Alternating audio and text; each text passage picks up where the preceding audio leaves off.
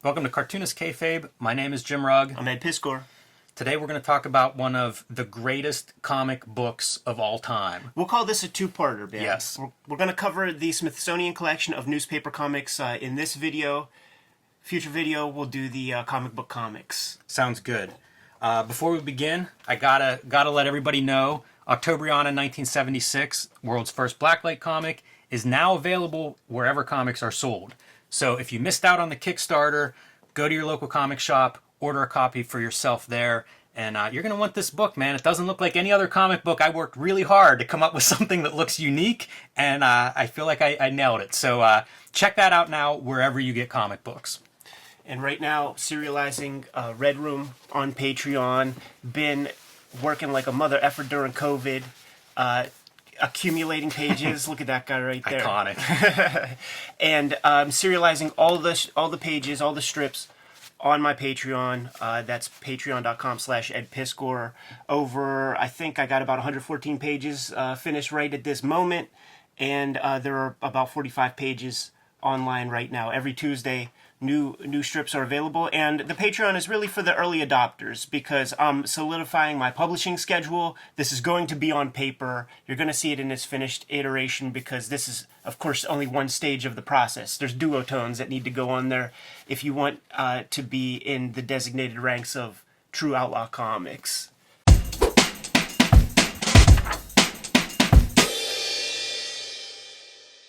I found a copy of this book about the time I found Copacetic Comics, Bill Boychell's legendary Pittsburgh store. And it had a bunch of books that I had never seen before. I'm always looking for something different, and this is the one that Bill kind of pointed me at. I had not read a lot of comics reprints at that point. And when I say comics, I'm talking these newspaper comics. Yeah. I had not read a lot of those reprints. This was still early on in...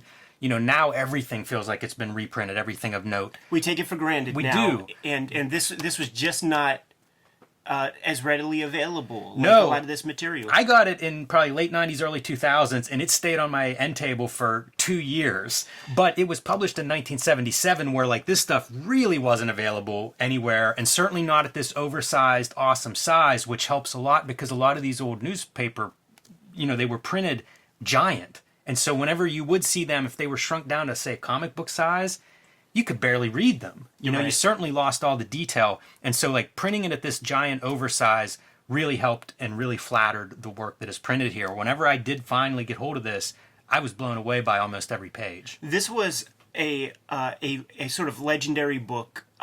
In interviews, certainly a lot of, say, Comics Journal interviews with good cartoonists, this book would be referenced. This was a very important book to a lot of the people who were making comics for generations, and probably due to the Smithsonian's coffers being able to sort of front the bill for this thing, you were able to find this thing remaindered.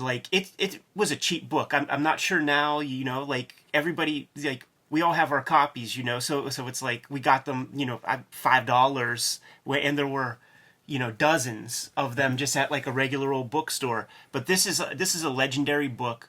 Bill Blackbeard, the spearhead of this thing, a very famous newspaper strip collector. One of those guys that was just had a subscription to every paper in town in San Fran and would arduously clip and save whole runs of every comic strip. I think he even had several subscriptions so that if he had to cut one strip in half, he would make up the difference with another paper. Famously, he sent that collection to the Billy Ireland, and I believe it was 3 tractor-trailer trucks. Yeah, we're talking Optimus Prime trucks, not Yes. not those little U-Hauls. Yeah, and really one of the heroes, because this is before anybody was giving any critical attention to comics. He was championing them and preserving them, which is not to be taken for granted. We just go to the library, or now we just look online and you find this stuff. People had to save it.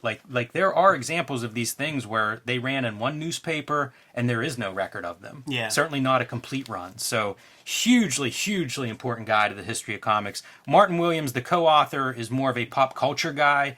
Wrote a lot of jazz books, so kind of American art forms. But Bill Blackbeard is the comics guy here. And happy to see his name carry on through some of the work that he did, because certainly comics would look different if not for Bill Blackbeard. Yeah. Just let's scroll through the thing, man. We don't have to linger on any pages in particular because everybody sort of knows the score. We're going to get a good choice sample of a bunch of the great classic comic strips. You get to see where all of these strips come from, like all of the syndicates and who owns all these strips. As you said, not a cheap book to put together to get all the rights to reproduce all of this. Yeah, and you know, egos abound when you have things like this. So like negotiations have to be made on placement, probably. Like, oh man, like I don't want that in front of me. Like, you don't get Popeye if you don't put it in front of Little Orphan Annie or something like that. So John Canaday, I didn't recognize this name, looked it up. I think 17 years New York Times art critic. Made a lot of people mad whenever he criticized abstract expressionism early on, saying that it really kind of very lazy. A lot of bad stuff came in the door of art through that opening, and roundly criticized for that. But a big name to have introduce a comics collection in 1970s.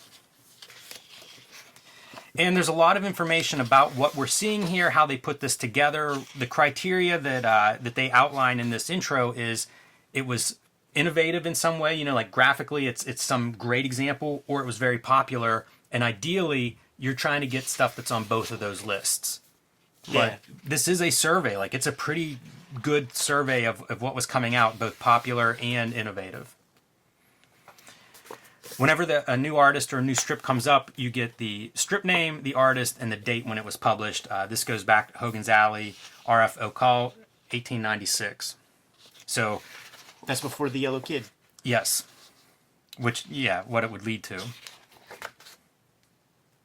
And they're broken down into sections roughly decades, maybe decade and a half, and they kind of talk about what the popular tropes were for each decade as we move through. Like Demon Kids is one of the first ones, which I love because that's kind of Street Angel. And this has like Cats and Jammer Kids. It works like Little Nemo in that the final panel is always the same: corporal punishment. Amazing drawings, man. Pumpkin heads. Very, very cool. This is a great reproduction, too. I had a paperback of this before. This is a 7th printing out of Japan, 1988. I don't know if they've been printed different places, the different printings, but this feels like a better quality print than my earlier print was. I don't know if that's memory or, something playing tricks on me, but the color stuff and the size is so great for this. Look at how strange this panel is. It reminds me a little bit of Ogden Whitney when I was looking at this spread, because I can't tell you exactly what's going on in this panel literally. It's all this motion, and how do you do motion? And it's the same problem that that we saw in Master Race 50 years later. Another example of that, like how do you do motion in this stuff? So a lot of these themes cartoonists have been dealing with for 100 years. Yes, and it's you don't know you have to work on that problem until you face that problem. So you got to figure that shit out. Of course, classic Little Nemo and Slumberland, considered one of the high points in comics history, Winsor McCay. There are 3 runs of this that run for a couple of years at a time. This is from the first one, 1908. I think the last one's in the late 1920s. Amazing that from the get-go, I was thinking when I read that breakdown of these 3 different eras, probably the beginning ones are timid and tame and not that innovative. I was wrong. He was throwing the heat from the beginning, man. That's incredible. 1908. And Joe Kubert owns some of the originals, and those things are gigantic. It's beautiful drawing. This reminds me of like Inception. The when you're seeing upside down cityscapes and bending reality. It's it's Escher. It's all that stuff, man. And like his command of perspective, right. Like just knowing how to do ellipses in perspective and like keep it going and accurate. If you are off by a millimeter, it screws up your checkerboard. Oh yeah. You know what I mean? And he just they just taught people differently back then. Look at this curved perspective. Are you fucking kidding me? Unbelievable. And these were printed as big as this book is. It's probably about 11 by 17. These would have appeared more than twice this size. Yeah, probably, the size of our backdrop, which is even bigger than the sort of screen circumference. So the Kinder Kids, Lionel okay, this is George Mcmanus, and we're going to see him in several strips. A lot of these artists would do more than one strip, or throughout their career, they would kind of evolve into either switching syndicates or papers, or, just trying a new strip because it wasn't working as well. We're going to cover Mcmanus probably more as we get into, like, Bringing Up Father is what I think of with him. Yeah. But Lionel Finnegar here, the Kinder Kids, went on to much more of a fine art career after this, because also in the early days, this is 1906, there was no formula for what a comic page was. You were looking for visual artists to come in and be like, you've got a broad, you've got this giant canvas of a page. What do you do with it? I mean, look at those clouds. This is not comics language. This is the invention of that. And he went on to be part of the Bauhaus art movement. Strange choices, though. Look at the way, like, some of these edges are cropped. I guess it's just a design element. I don't know, man. Like I said, they're figuring this stuff out. And you see it even in word balloons and word placements. None of this stuff is really, like, codified yet. Some of these people, I think, would have popped up in, like, the Art Out of Time book. Yes.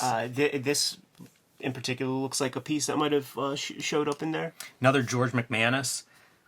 Yeah, Mcmanus, one of the guys who was I don't know about influential, but, like in manga, he's referenced as being an early, crossover. He was in the papers when some Japanese businessmen came to town, and they were like, oh, we need some of this in our newspapers. Now, this was definitely in Art Out of Time. Yes. Very Chris Ware influence. Naughty Pete. I like the two-color approach. This is amazing, too. It's so funny to see this stuff and then think of where you see it in contemporary comics or something. Like, I see some Al Columbia with some of this stuff. Yeah. I don't know that he's looking at it, but I think there are all these, like, similar, what this is drawing on and what he draws on. This was in every cartoonist library from that period. I'm sure he had the book, man. This is beautiful. This is Mama's Angel Child, which I've never heard of, but what a beautiful strip. Like, the color and what they're doing graphically with some of these patterns. That's pretty strange stuff, man. Yeah. And, way before the motion picture or movies or anything, like, this would have been the stuff that was, like, the visual storytelling thing of the day. In 1916, there was nothing to compare to this. This would have been what everybody looked at. Yeah, think about that. And papers would come out 2 or 3 times a day. Newspapers would be published. Like, this stuff was ubiquitous. Bud Fisher, another one of the early pioneers, would end up doing sports. He would do a daily strip, one of the first guys to do a daily strip in the sports page. So, also comics for everyone, like for degenerate gamblers and stuff.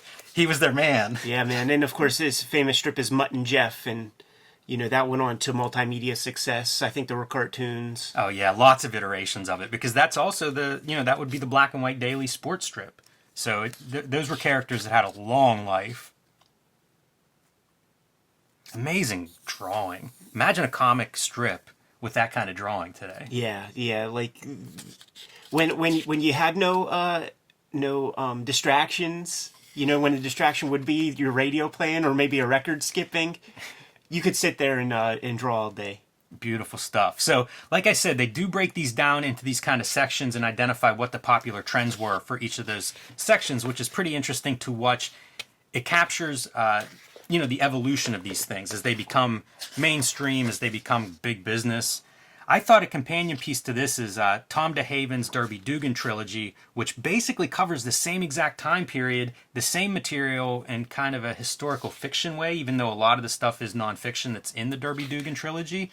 But it has some of these creators in that work, and it also goes through the period. So when you get to the 30s, these are the biggest, they're celebrities. They're having giant parties for New Year's Eve. It's a cartoonist party because they're the biggest entertainers in the world at that time.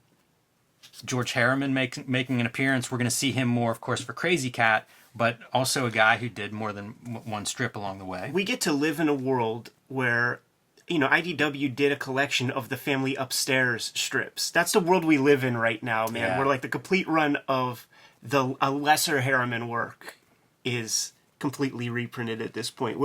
It's an embarrassment of riches that we have access to right now. No doubt. And this is a good spread to kind of tell you how dense this book is. Exactly. I mean, this is a big, thick, massive, major book, and yet we're going to get some runs. We're going to get some long, kind of reprints of storyline comics. But also, like, there are 3 strips printed on this spread because there's so much stuff that they're trying to get in here and to represent. And this is proof positive, just like how big in scale and format the newspapers were in the day. Just try reading that, Yes. even this small. Man, Harriman was a beast. Yeah. Another Harriman strip, Baron Bean. A little run of that. I think this also informs the direction a lot of comics historians have taken.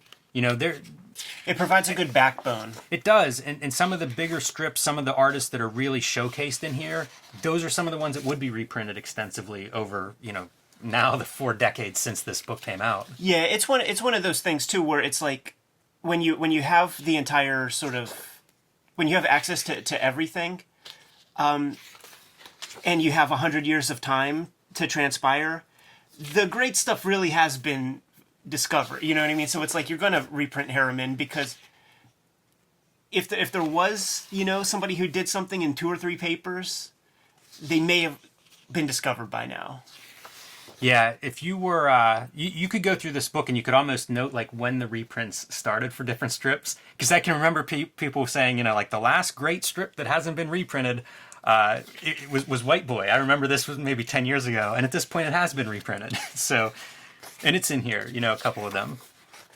But you really could almost note where all of these things are, where they come from. Great cartooning too. Like you're starting to see that idiosyncratic, the evolution of the styles. In the beginning, I find a lot of those styles are very similar, the approach to figures and stuff. Yeah. We're starting to get to the point now where style is part of that artist identity. And, like those figures, those faces and heads and stuff, very different. Feels so European. Yes. And then like you could imagine like the evolutions from this, because I could see Frank King pulling from these proportions and stuff. Yeah, it's, again, another thing you could do, get Scott McCloud on this. Put together the picture plane with the examples from this book, because that is where you start to see these things emerge. This is 1930, so a couple decades into the run, maybe 3 decades into comic strips, and you see these little extra pieces, which would be for different size. Maybe that's included if the newspaper's that size, maybe not. Sidney Smith, man, big inspiration to a lot of the comic book cartoonists of like the Jack Kirby era. Kurtzman was a big Sidney Smith fan. And the Gumps, super, probably what he's most known for. Look at that page layout. You go from a very tight 12-panel grid, this same artist, same strip, but, this ability of creative, flexible freedom. And we've seen that with some of the strips that we've looked at, where it's like, whatever, these guys had come up with an idea, and it was like, go for it. Who was stopping them? Pauline Her Pals is one of those. Cliff Starrett, one of those great strips. Very out there visually. You can see lack of perspective and stuff that's being applied here. There. Yeah, I don't even know how you would describe that in terms of what you're drawing from or referencing or implying there. And, there's a little bit of information of each of these artists in these intros. So you get a little bit about Cliff Starrett, and that he was reined in by the Syndicate a little bit because he was doing this stuff that was just a little bit too far out there. Yeah, it's like, but wow, that's a staircase. It's like post freaking Picasso, like Cubism or something. I think Cabinet of Dr. Caligari a little bit with some of these shadows and like weird bending forms. And to think this is your Sunday mainstream. And just like these moons with all these colors, like incredible. And Pauline and Her Pals have been reprinted in some beautiful editions. I think there have been a couple of really nice reprints of these things. Yeah, nice oversized 11 by 17 books. And you could actually sometimes at conventions find them for kind of cheap. I think they printed a lot of them with certain expectations, and it's true. You could find them for $10. This is more Mutt and Jeff. So now we're in the late 1920s, and Bud Fischer's still going strong. Like this really, these were characters that were just huge for decades. And the newspapers would compete. Like it would be an exercise to like match syndicates and see when these guys jump syndicates and shit like that, because there would be bidding wars and competition, and Hearst wanted his artists and he wanted to make them happy because these guys were selling papers. It's the source of the term yellow journalism, from the Yellow Kid and the Cartoonist jumping back and forth. That was a big deal. Like these were entertainment. Like, you might buy a newspaper because you loved a particular strip. Imagine those days. How long ago is that? I mean, we had the subscription to both Pittsburgh papers because one of them had, the Spider-Man strip and the others didn't. Little Nemo climbing inside of this giant's mouth. Ridiculous. It's cool to see. I like whenever you get to see, like, the newspaper masthead up there. So this is George Mcmanus. I mentioned, bringing up Father, probably his most well-known strip, and it's about domesticity, I suppose. A lot of these strips are. A lot of them are very urban, too. You notice, like, almost all of them are set in a city. You mentioned Cats and Jammer Kids, being popular, influential on everybody. There's the punchline. With a board this time. Yeah, usually. You can't get away with that now. Billy Debick, another early celebrated cartoonist with Barney Google and Sparkplug. Sparkplug, I believe this is where Dylan Williams' publishing company got their name. Oh, that's cool. And of course, Frank King and Gasoline Alley, huge influence. Chris Ware, I think Drawn and Quarterly has been reprinting these things. It's a very weird thing. Drawn and Quarterly does daily strips. Dark Horse did, and I think canceled the Sundays because Dark Horse, you guys did it wrong. Like, you should have did like Fantagraphics is doing with the Donald Duck books, where you publish the primo shit up front. Don't do it linearly, because it was fairly straightforward, and I think there are 2-3 volumes. It didn't get to this Frank King yet, and this ain't even the Frank King we're talking about. If you keep this keep is rocking. Pretty great though. Like, look at the drawing from panel to panel. Beautiful reflection. I love this with all the shading and silhouette. Like, it's a tour de force. We're getting there. This is what I'm talking about. Like, we didn't get here in the Dark Horse reprints yet. What is this? It's he's looking gorgeous. at art. Yeah, he's looking at what's on gallery walls.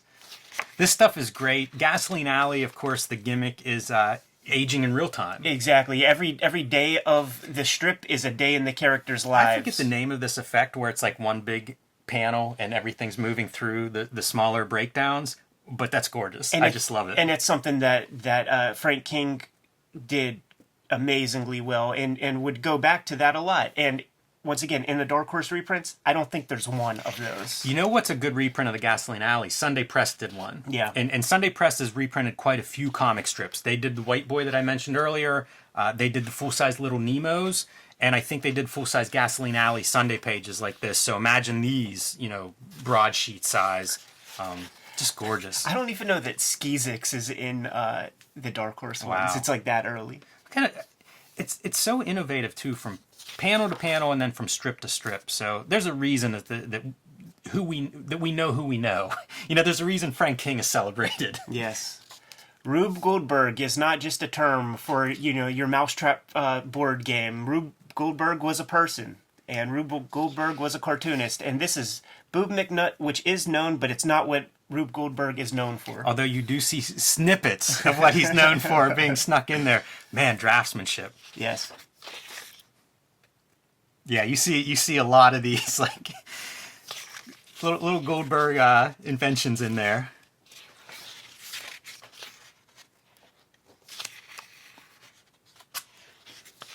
It's almost like throwback shit right here, man. Like, because this looks like the cartooning of yore. Yeah, this will be kind of the I believe the preceding piece for the adventure strips, and then Crazy Cat, Harriman. Harriman's fascinating, and they have probably a couple of the intro chapters talk about him because he has different periods.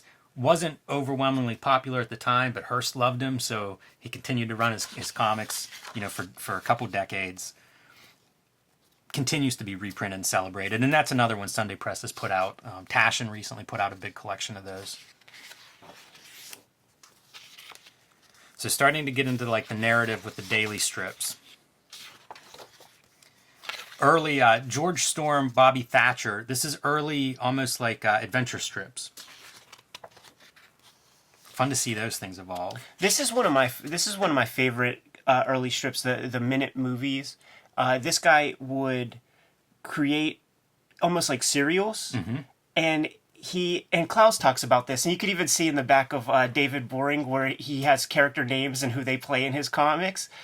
This guy would have, like 5 different kinds of characters that he would draw, and then he would cast them in different roles depending on like the story that he would want to tell over a period of weeks or a month or something. And super dense. You know, I don't think there was ever that great of a reprint of this material. There was some Blackthorn reprints, I believe, but I discovered it from Kitchen Sink did a 2-volume big set of 20th century comics, and this had a nice healthy representation, printed so small, but like there's something about it I really, really dug. I can imagine, you mentioned Clowes, imagine this as an influence on something like Ice Haven. Yeah. Yeah, the whole book. Mm-hmm. The whole book where you see all of this whole plethora of style. A lot of these single panel comics, they wouldn't pass the Scott McCloud test. Right. But, you know, those things have always been around comics and in the comics section.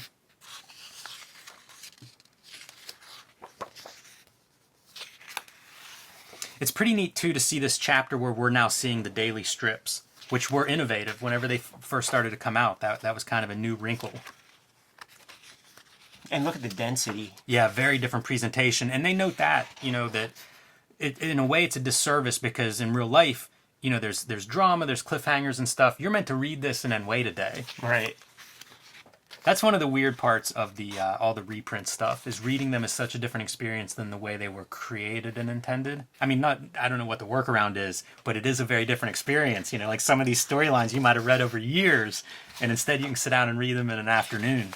It really speaks to the mania of some of the cartoon. You get inside the cartoonist's head a little bit, because when Chester Gould is spending 4 or 5 days on Littleface Finney being tortured in a meat locker and describing every element of his freezing body, it's like Chester Gould spent a week on this. You know, there's something going on in that headpiece.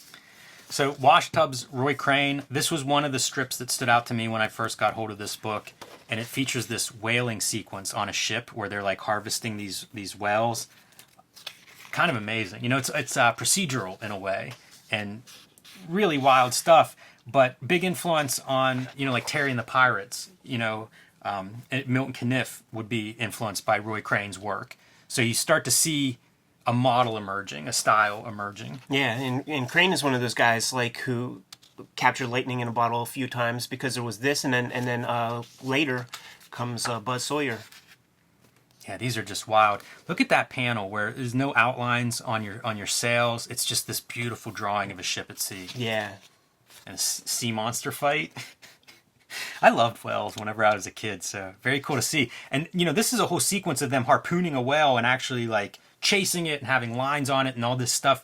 Very detailed whaling, this whole page. But these would have been daily, you know, like each installment of chasing down this whale, and then eventually it succumbs, and now they have the whale that they're going to harvest for the oil, and cutting it out and like rending the oil. He would play with the form too, you know. He wasn't rigid about his you know, 4 boxes or whatever. And sometimes, probably later with the Buzz Sawyer stuff, he would have 1-panel strips, you know, to great effect. Man, there's so much cool stuff, like the whales diving once they first make contact with them. This is fun. A giant squid versus whale for that monster panel. Like, he's really selling it. A hurricane of action, a battle of monsters. Shark. That shark's very funny. Early sharks that you see drawings or paintings of are so far off from what sharks look like. It's kind of amazing. There's a real famous painting of a shark. I can't remember the name of it, but anyone that knows art history will know it. And the shark just looks ludicrous. You know, the details are just not quite right. You see this caption here with the big, you know, T in sort of bold. Comic books will adopt this in the early days. Action Comics, Detective Comics will adopt that kind of treatment. He's such an odd cartoonist too, because he would use like realistic looking stuff, but then have like little cartoony characters and things. Yeah, it's one of the pieces of formula that I really like is that kind of like going back and forth between something that looks more realistic, reference, you know, icebergs and things. It's like this exotic location, but then you get those characters. It's very early manga in a way. Almost I agree. Tezuka-like, some of the figure work. Yeah. And the way the figures interact with those different environments. So this is an example of an extended narrative. You know, this is a whole storyline played out. I don't know, it might be a year's worth of strips here or this big, massive story. Popeye, gotta love this. Yes, sir. And you're really getting into the heart of the adventure strip time period here. Harold Foster, Prince Valiant. Look at this. Oh, Alex Raymond. Yeah, I mean, Alex Raymond, one of those early guys that would have been championed as best artist, greatest artist, giant influence on everyone. Amazing color on that. Yeah, this is just a wild page. The feathering and line work, really, really impressive. They mentioned that they don't reprint a lot of Prince Valiants in here, and the reason is Prince Valiant was one of the early strips that was being reprinted. And, Right. and you used to be able to find that in my library when I was a kid, like before any other comics were Yes, really there. yeah. Flash Gordon as well. Like Nostalgia Press was the packager for a lot of that stuff, and there were reprint books in the 60s. More Roy Crane. This is Captain Easy, which was the Sunday version of Washtubs. And this has been reprinted really nicely by Fantagraphics in some nice editions. Big oversize. White Boy, I mentioned for a while, was the strip that wasn't collected. Look at that sky, man. Talk about color and line work. Yeah, using even color holds for some of the textures. Different title treatments for each Sunday. And then they do the Sea Hag is the storyline that's reprinted here. Alice the Goon and Sea Hag, like with one of the famous early strips that had was adapted in many different forms. Kids books, those golden books, cartoons. One of the weird things with this is from a technical standpoint, they would do a lot of black sequences. Of course, now that I say it, we've passed some of those. But that was a real issue with production, like printing that much ink. So funny. There's such a... I always got a sense of menace out of this story. Like probably because I saw it as a little kid, and you'd see the cartoon or whatever, but it always felt, I don't know, it wasn't safe like a lot of comics are. You see these humanoid characters, and then like these things just freak me out. Exactly, like the good, like what is that? And it's got the whole arc. Yeah, more sharks.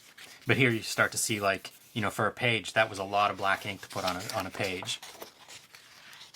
It's fun to see the bits of not criticism exactly, but analysis that they put into it, talking about the strengths of some of these different artists, and Seeger's being how tightly all these characters kind of bounced off of each other, all the relationships. And those have been, all this stuff has been reprinted somewhere. Some are very nice. The Popeye reprints that Fantagraphics put out are beautiful. Shouts to Jacob Covey. Alex Raymond doing Secret Agent X9. Written by Dashiell Hammett, the Maltese Falcon novelist. This is pretty interesting. So Barnaby by Crockett Johnson, if you look closely, you'll notice it's not hand lettering, it's Futura, bold italic. Very kind of strange, here's another one from that era, and then here's Barnaby. This is one that guys like Chris Ware and Dan Clowes would talk about, and was not reprinted for a long time. It has been now. But he was known for, was it the Purple Crayon, the kids' book? Yeah, Harold and the Purple Crayon. Right. So, interesting strip. And it just looks pretty like unusual. this kid. Yeah, it's the same kid. Style. Exactly. Another example of just artists finding, how far you can push visually the comic strip format. Like, it's just words and pictures. In terms of style, you could do almost anything. And this is somebody that really kind of tested that at the time. Floyd Godfordson doing Mickey Mouse, one of the famous Disney artists, other than Carl Barks. I feel like this is probably the other run of Disney characters that's well regarded in comics. Yeah, absolutely. And I think, is this a storyline where is it Mickey is depressed and he's going to kill himself or something? A lot of guns. Yeah, a lot of guns. There's a lot of stuff in here that I'm not sure Disney would sign off on it being reprinted now. Very lively though and bouncy. You see the shapes. It's neat to see the Disney school in this context, because it's such a different approach to what you're seeing in the other strips around it. Funny you mentioned the reprint stuff, because Fantagraphics is reprinting licensed stuff, and they're doing it all, and they have provisos and warnings and trigger warning and all that stuff for racial imagery and all of that. But before that, in the 80s, you could find these pretty cheap, man. Eternity Comics, I believe, 2 issues, The Uncensored Mouse. the character lapsed into public domain for 10 minutes. And Eternity Comics, I'm pretty sure it was them. They were able to reprint those comics. They couldn't show Mickey on the cover, so it's just these black covers, and it's called The Uncensored Mouse. They couldn't say Mickey, but it's the first run of the Floyd Godfordson stuff that actually has it has a lot of the racial stuff, and they promoted it like that, like, this is the stuff Disney doesn't want you to see, blah blah blah. How hard are those to get? I feel like that's going to be the thing that's kayfabe affected from this, because I've never heard of those, and now I want them real bad. Yeah. Two issues, I think. Harold Gray's Little Orphan Annie, big clip of reprints. There were a few of these that were popular enough to have like a giant book of reprints back in the 70s. Dick Tracy had one, Annie had one. They were some of my first reprints, because that was stuff that was available, and you could get a big chunk of it. But talk about beautiful drawing, like all the cross-hatching and stuff. Very, very tight. Yeah, I love the lettering. Like, that's the thing, like, even the lettering is part of the language of these comic strips. The Chester Gold lettering does not look like the Harold Gray lettering. It's not this codified, like, rigid, perfect, more like Marvel lettering or something. Yeah, it's definitely part of the artist's hand. Milton Caniff is not made a big deal of in this book. I have become so conscious of him from, like, going through 80s comics journals and stuff. Yeah. Obviously a huge influence on generations, with his approach to inking and lights and darks and composition and everything. That Terry and the Pirate's most popular strip on Earth at the time for a long time. I'm not sure why it doesn't get a little more attention in here, but there are these time periods where it is just huge. And again, like in the 80s, I think every comics journal interview person references Milton Caniff. Yeah, it's like, it's your New York Times fucking guy at the beginning and his bougie ass. Like, this is an action strip. They're not going to give that much attention to. That's mainstream. Quite a history, man, for sure. Dick Tracy, Chester Gold, obviously one of your favorites, Ed. Yes. And printing both the dailies and the Sundays. Yeah, the difference between this and like a Thimble Theater is that the dailies would fold into the Sunday, and the way Seeger worked, the Sundays told a story and the dailies told a story. And they note a little bit, this is I think from the mid-30s. I guess at the time, a lot of the Dick Tracy stuff that was being celebrated was 40s and on. Yeah. So that's part of why this is what they chose to reprint here. 28 to 1950, some kind of odds and ends. As comics become everything, it gets a lot harder to classify them and organize them. So this is miscellany. But Milt Gross with several strips here in the beginning. One of the great funny cartoonists of all time. Nice Baby, Count Screwloose, Dave's Delicatessen. So did a lot, man. Milt Gross was all over super talent. He goes to Hollywood. He writes books, like right. But like totally respected. But I don't know that he had like his Golden Goose comic strip. He's like, early Dave Letterman. His Q rating was good. Let's put him on in daytime. Let's put him on before Carson. Let's put him on after. Okay, he'll hang there for a little while. I think you're right, because his draw is him. Yeah. And it's kind of a weird time for that. I don't know that celebrity would have been a thing on that scale. Look at those ghosts, are awesome. The shape's great. You could almost like hear the music from like a Fleischer Brothers cartoon as they bounce around or something. They're so expressive. I worry that even at this slight oversize, you miss a lot, but because they have their expressions and their dancing and shapes and stuff. Felix the Cat, Todd McFarlane's favorite. Yeah, right. I've never read Al Cap. Lil Abner. This was another one for a certain time period was super popular, and I think it's because it's not urban. It's probably like the flyover states. This would have been a great strip for that. Yeah, I had Fearless Fosdick, and there were weird people who would come through this strip. Frank Frazetta came through. This is another one of those that for a while probably the most popular strip in the country. Yeah, and famous user of ghost creatives. So Al Cap's name is on it, but there's never a guarantee that he's the guy that drew any of this shit that you're looking at. And like this guy, the reputation he has as a man, he would have been long canceled if he would have came out in the new millennium. Dr. Seuss. Yeah, there were maybe 14 or so of those Haji strips. So here's one. Yeah, and these pop up. I feel like anybody that does a strip collection tries to sneak a couple of these in there because it's Dr. Seuss. Why wouldn't you? More Crazy Cat. This is towards the end. This is 36 to 39. These are some, I think, of the better examples of some of what I love about Crazy Cat. At this point, like, he clearly knows these relationships, and for my money, like, here you go. Read that one, and if you like it, look for more. It's the ultimate, like, boiling down of what this strip is. But I always love all his drawing of these, like, weird little bits of background, southwestern, like, rock formations and stuff. Half abstract and probably half reference. Walt Kelly's Pogo. We're going to look at the, at some point we'll probably look at the Smithsonian collection of comic books. Pogo and Walt Kelly, super strange because it starts as a comic book and becomes a comic strip, and it's reprinted in both of these Smithsonian editions. So he really weird company there. He worked for Disney. He was an animator on Fantasia, and he knew the value of ownership. So he was able to take his Pogo possum and convert it to a daily and benefit from that. Like, almost nobody I know read Pogo in the newspapers, but the paperback reprints were fucking huge, man. Yeah, I mean, Jeff Smith, obviously a big champion of Walt Kelly's work, probably where I first became aware of it.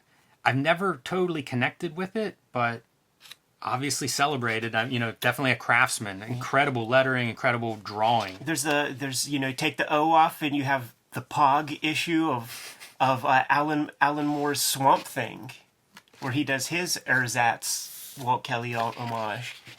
This is Gordo Gus Areola. I think this is a Latino American cartoonist, and I know I have a book of this stuff, so very popular for design. And you see it's a very elegant treatment here. Great coloring, really tight drawing. So an attractive cartoonist. And this is really a catch-all for the very, contemporary 1977. Obviously, Charles Schulz. Hard to talk about comic strips without Peanuts. One of the greatest to ever do it, man.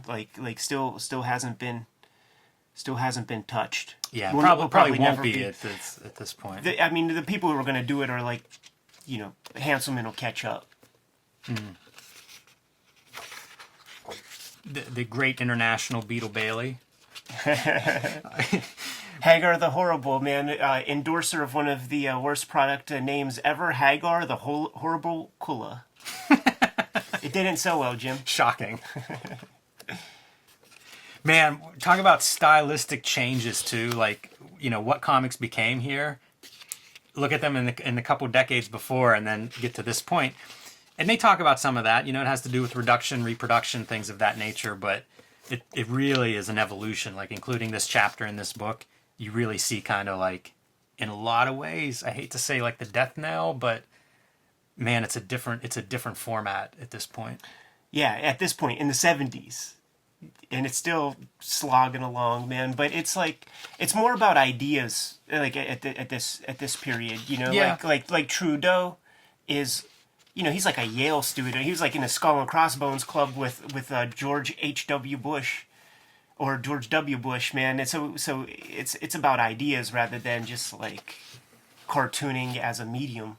And this is a nice index. So if you have this book and you're like, wow, I really liked Barnaby or whatever, you can look it up back here, get a little bit more information. Similar again to the Dan Nadell Art Out of Time has some really great resources like this in that book.